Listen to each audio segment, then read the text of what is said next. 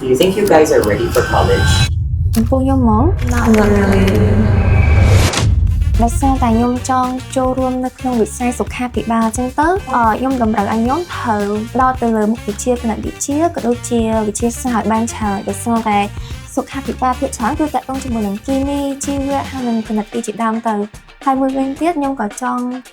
get out of my comfort zone ដើម្បីជួបទៅដូចជា experience បទពិសោធន៍ថ្មីៗហើយក៏ចូលរួមការងារ volunteer បានច្រើនដើម្បី experience បានច្រើនដើម្បីបានឱកាសក្នុងការទទួលបាន scholarship ទៅប្រទេសខាងក្រៅដែរ For me, I've been focusing on math, my drawing skill, because I wanted to go into fashion. But I'm also improving my English because I think the fashion is bigger in the outside industry. I wanted to travel abroad and focus on fashion, maybe in America or Australia. ខ្ញុំគិតថានៅในអនាគតខាងវិស័យ IT វានឹងទំនងទលាយជាងហ្នឹងចឹងខ្ញុំអាចនឹងទៅរៀនខាង IT.